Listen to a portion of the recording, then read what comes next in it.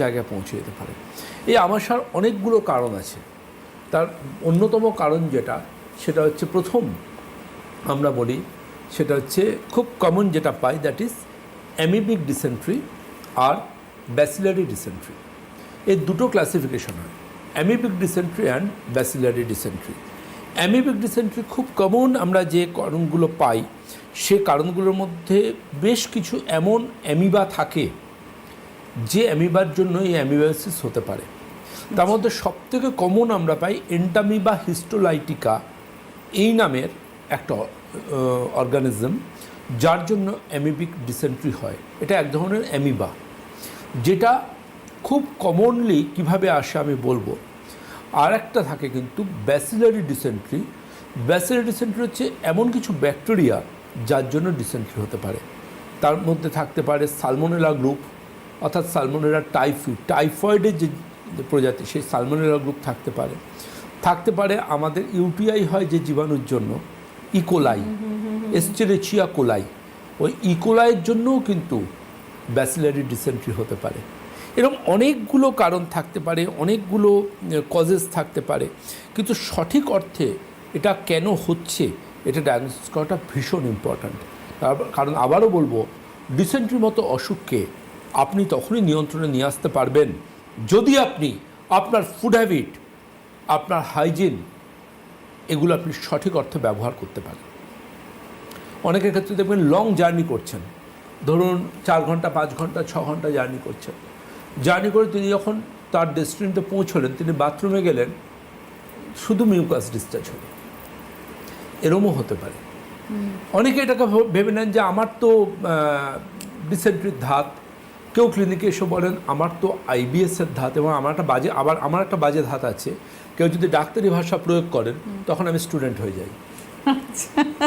কেউ যদি বলেন ডাক্তারবাবু আমার আইবিএস আছে, তখন আমি স্টুডেন্ট হয়ে যাব, তিনি ডাক্তারবাবু হয়ে যাবেন, আর তিনি মেডিকেল টার্মিনোলজি বলছেন। এবার আমার মতো সামান্য একজন চিকিৎসক, যাকে যাদবপুর ইউনিভার্সিটি হেরিটেজ আর ইনোভেশনের জন্য ফেলিসিটেশন করেছে, এবং আরও এত বিশ্ববিদ্যালয়, এবং যার নামে উইকিপিডিয়া রয়েছে, উইকিপিডিয়াতে আমার সম্বন্ধে বিস্তারিত আছে। তো আজকে সেই জায়গা থেকে আমাকে তখন স্টুডেন্ট হতে হয়। তাকে আমি জিজ্ঞাসা করি আইবিএস কাকে বলে, তখন বেশিরভাগ ক্ষেত্রে খুব বোকা উত্তরটা আসে। 1900 এত সালের এত খ্রিস্টাব্দে কোনো একজন ডাক্তারবাবুর কাছে গেছিলাম, তিনি আমাকে দেখে বলেছেন আইবিএস আছে। আমি তখন বলি যে অত সালের অত খ্রিস্টাব্দে কোনো ডাক্তারবাবু আপনাকে আইবিএস বলেছেন, কিন্তু ওটা তো আমার চিকিৎসা নয়, আমার ডায়াগনোসিসও নয়, আমাকে আমার মতো ডায়াগনোসিস করতে হবে। এবং আইবিএস যে আপনার ডিটেক্ট হয়েছে তার জন্য প্রয়োজনীয় রিপোর্ট কোথায়, আপনার সেই ডকুমেন্টেশন কোথায়, আমাকে তো জানতে হবে এটা কোলাইটিস নাকি এখানে মারাত্মক ক্ষতিকারক কোনো আইবিডি অসুখ আছে, যেটা অটোইমিউন ডিজিজ। আইবিএস নিয়ে একটা এপিসোড আমাদের করতে হবে, কারণ আইবিএস নিয়ে অনেক আমাদের মিথ কাজ করেছিলাম এপিসোড কয়েক মাস আগেই। আমরা বলেছিলাম যে বুদ্ধিমানের অসুখ। হ্যাঁ, আইবিএস হচ্ছে, খবর দেখবেন, আইবিএস সাধারণ মানুষের হয় না, আইবিএস হয় হচ্ছে সেলিব্রিটিদের, বুদ্ধিজীবীদের, যারা সামথিং স্পেশাল, তাদের হবে আইবিএস। নর্মাল লোকেদের আইবিএস হবে না। মানে অনেকেই ভাবেন কি কনস্টিপেশন আছে আমার আইবিএস আছে, অনেকে ভাবেন লুজ মোশন হচ্ছে আমার আইবিএস আছে। শুনুন, আইবিএস এর সবথেকে বড় সিমটম কি বলুন তো? আমি বলেছিলাম লাইভে আইবিএস সম্বন্ধে, এখন বলেছিলাম, তিনি নিজে জানেন না বাথরুমে গিয়ে যে আজকে ডায়রিয়া হবে না, যে কনস্টিপেশন হবে, টস করতে হবে। আইবিএস এর পেশেন্টের সবথেকে বড় লক্ষণ এটা থাকবে যে তার যে কোনো দিন অকারণে ডায়রিয়া হবে, যে কোনো দিন অকারণের কনস্টিপেশন হবে। এটা হচ্ছে আইবিএস এর সবথেকে বড় সিমটম। অনেক মানুষ সেটা জানেনই না। যখন তাকে বলি আপনার কি অকারণে ডায়রিয়া হয়ে যায় বা অকারণে মারাত্মক কনস্টিপেশন হয়, না তো, আমার পটিটা ক্লিয়ার হয় না। পটি ক্লিয়ার না হওয়াটা আইবিএস নয়, এটা বুঝতে হবে আপনাকে।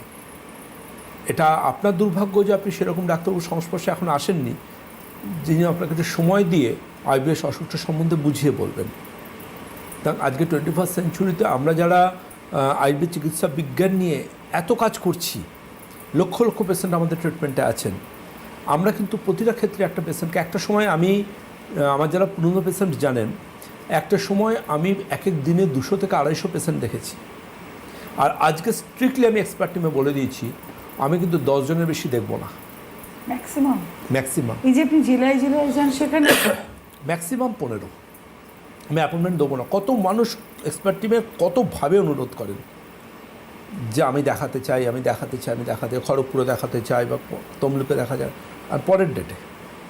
এখন যদি কেউ মনে করেন যে আমি অমুক জায়গায় দেখাবো, শিলিগুড়িতে দেখাবো, তুমি পরের ডেটে দেখাতে পারবেন। কেউ যদি মনে করেন খড়গপুরে দেখাবো, তুমি পরের ডেটে দেখাবে, এই ডেটে নয়। কারণ আলটিমেটলি একজন পেশেন্ট আমার কাছে সব প্যাথি করে শেষ চিকিৎসা মনে করে আসছেন। এটা আমার কর্তব্যবোধ তার সমস্যাটাকে মন দিয়ে শোনা এবং তাকে তার লাইফস্টাইল, ফুড হ্যাবিট এবং কোয়ালিটি ট্রিটমেন্ট সম্বন্ধে বোঝানো। শুধু তাই নয়, আমি বোঝানোর পর আয়ুর্বেদিক খালি আমার বোঝালে তো হবে না, তাকে আয়ুর্বেদিক ঔষধগুলো সঠিকভাবে সেবন করতে হবে। তার জন্য আমাদের থাকে এক্সপিরিয়েন্স কেমিস্ট টিম, তারা কিন্তু সেই পেশেন্টকে প্রত্যেকটা মেডিসিনের ডিটেলস আদ্যপ্রান্ত বুঝিয়ে বলেন। এমন তো নয় যে আপনি সব রকম সব কিছু পাবেন, এমন নয় যে কোনো দোকানে যাবেন আর পরম্পরা আয়ুর্বেদের ওষুধ পেয়ে যাবেন।